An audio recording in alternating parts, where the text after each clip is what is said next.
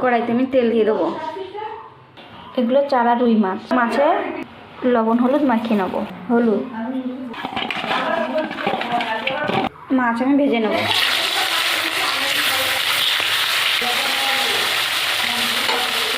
মাছগুলো আমি উল্টে দেবো।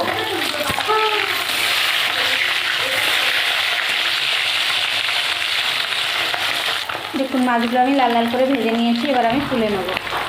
আমি মাছ করার জন্য বেগুন আলু কেটে নিয়েছি। বেগুনগুলো এবার ভেজে নেব।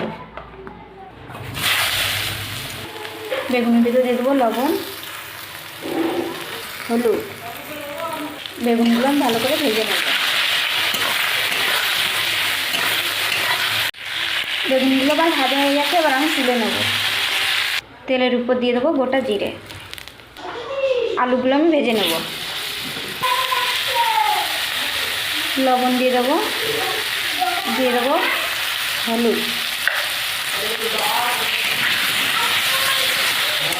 আলুগুলো আমি ভেজে নেব ভালো করে।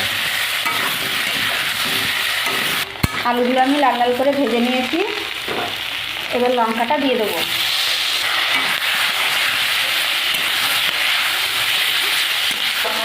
এবার আমি জল দিয়ে দেবো। দিয়ে দেবো পরিমাণ মতন লবণ, পরিমাণ মতো হলুদ।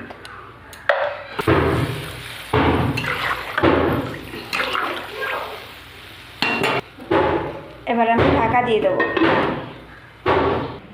এবার আমি জিরেটা বেটে নেব। এবার আমি ঢাকাটা খুলে নেব। জিরেটা বেটে রেখেছি। এবার জিরেটা দিয়ে দেবো।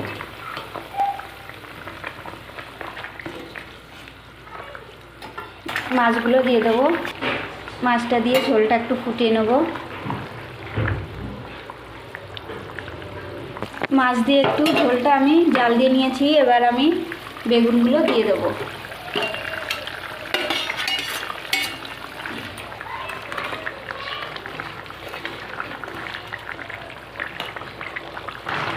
দেখুন বন্ধুরা, আমার মাছের ঝোলটা হয়ে গেছে। এবার আমি নামিয়ে দেবো।